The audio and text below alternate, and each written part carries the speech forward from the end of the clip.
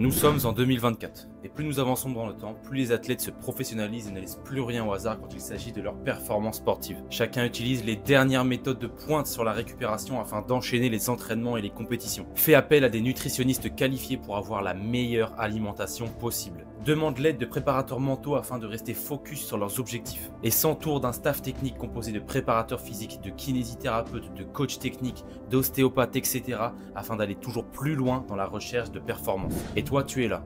Un jeune sportif passionné qui a des rêves de grandeur, de performance et de succès. Et tu dois sûrement être perdu et te demander quelles sont les actions les plus importantes à mettre en place afin de passer à un stade supérieur. Eh bien, dans cette série de vidéos, je vais tenter de t'éclaircir et de te donner une feuille de route qui contient les actions à mettre en place afin d'atteindre le haut niveau de ta discipline. Mais avant ça, aujourd'hui c'est mon anniversaire et je t'offre un cadeau. J'effectue un jeu concours sur mon Instagram afin de remporter un suivi personnalisé d'une durée de 3 mois. Si tu es intéressé, voici les actions que tu dois réaliser afin d'être éligible au concours. Premièrement, tu dois être abonné à mon compte Instagram et liker cette publication. Deuxièmement, dans les commentaires, tu dois écrire le mot suivi et taguer 2 amis à toi qui pourraient être intéressés par ce concours. Et troisièmement, si tu veux avoir plus de chance, n'hésite surtout pas à me taguer dans ta story. Voilà, maintenant que ça c'est dit, on en revient au sujet. Dans cette première vidéo, on va parler de préparation physique généralisée et plus précisément de la qualité physique la plus importante à développer pour un athlète de haut niveau, la force. Déjà, et si tu ne le sais pas, tous les athlètes de haut niveau ont recours à une phase de préparation physique généralisée avant leur saison,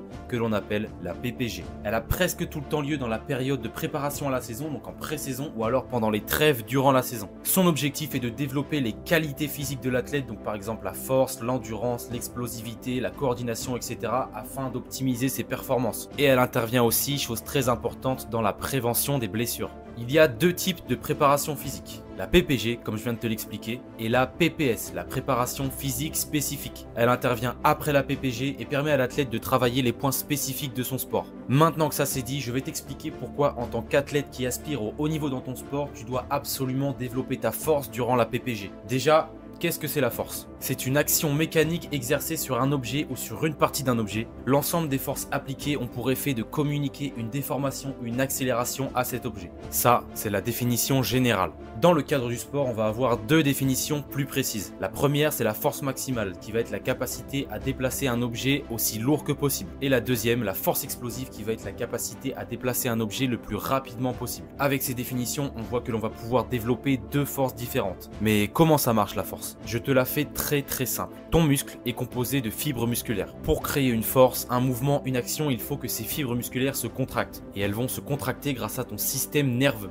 Lorsque tu vas vouloir soulever une charge, ton cerveau va envoyer un message qui, grâce aux motoneurones, va arriver aux fibres musculaires. Le message nerveux va exciter les fibres musculaires qui vont se contracter. Donc, il va y avoir un mouvement. Après ce rapide point théorique, je t'explique pourquoi un athlète va vouloir développer sa force pour la performance. Déjà, si tu pratiques un sport où la force est surreprésentée comme l'haltérophilie ou le powerlifting, il est logique que tu cherches à développer cette qualité. Mais pour les autres sports où la force est moins présente, ça va être très important de développer cette qualité quand même, puisque la force est à la base d'une autre qualité qui est le Graal pour un athlète, la puissance. Et oui, sans force, pas de puissance, et sans puissance, pas de performance. C'est aussi simple que ça.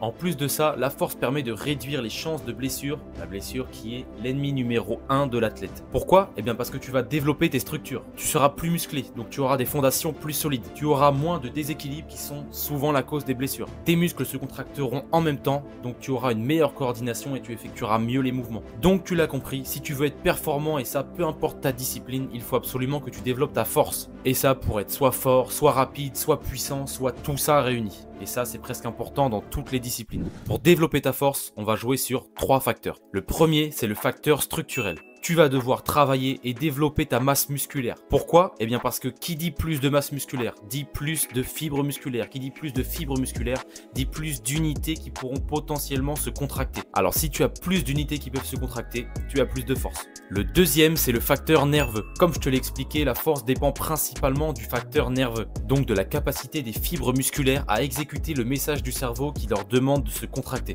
On va appeler ça la coordination intramusculaire. Le but étant de créer de de nouvelles connexions nerveuses entre le cerveau et les fibres musculaires afin que celles-ci se contractent en même temps. Et le troisième, c'est le facteur de coordination intermusculaire. Ici, c'est presque la même chose que le point précédent, sauf qu'on va parler de coordination entre les muscles afin qu'eux aussi se contractent en même temps, ce qui leur permettra d'agir ensemble. Ces trois facteurs, je les ai mis dans cet ordre, car c'est dans cet ordre qu'il faut que tu les travailles. D'abord, créer de nouvelles fibres musculaires, puis développer les connexions nerveuses et la coordination de ces fibres, et enfin développer la coordination des muscles entre eux. Je te fais une petite parenthèse pour te dire que si tu souhaites développer ta force de manière personnalisée, je peux t'aider à le faire. Si tu es intéressé, clique sur le lien en dessous de cette vidéo et tout se passera là-bas. C'est bien gentil tout ça. Mais tu vas me dire qu'est-ce que je dois faire comme séance concrètement pour développer ma force correctement? Eh bien, c'est pas si simple de te donner une réponse complètement binaire. La vérité, c'est que chaque individu est différent et que selon l'âge, le niveau et le passif sportif, il y a plusieurs solutions qui vont être à étudier. Le mieux est d'avoir une programmation personnalisée et adaptable. Et pour ça, rien de mieux qu'un coach. C'est pourquoi,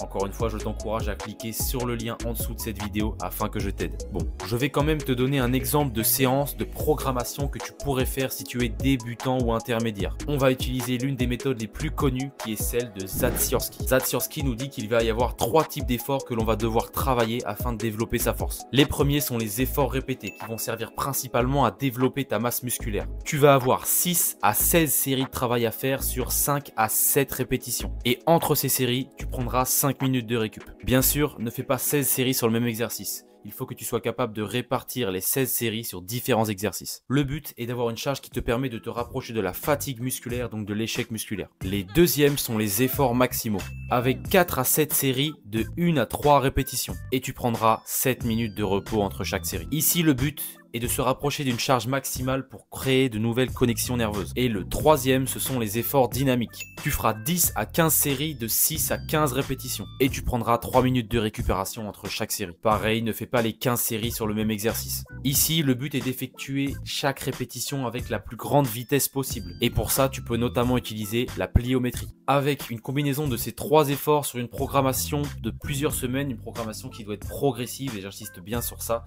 progressive, tu vas pouvoir développer ta force. Attention, et c'est pour ça qu'il vaut mieux s'y connaître ou le mieux avoir un coach, il faut que tu aies des variations d'intensité dans ta programmation. Donc des fois avec une intensité haute, des fois avec une intensité basse, et tout ça dans le but d'éviter les blessures et le surentraînement. Voilà, c'était tout pour cette vidéo, j'espère qu'elle t'a été utile. On se retrouve bientôt pour continuer cette série de vidéos et parler d'autres points très importants pour devenir un athlète de haut niveau. Pense aux petits jeux concours que j'effectue sur Insta pour potentiellement gagner un suivi personnalisé sur 3 mois pour ton objectif précis.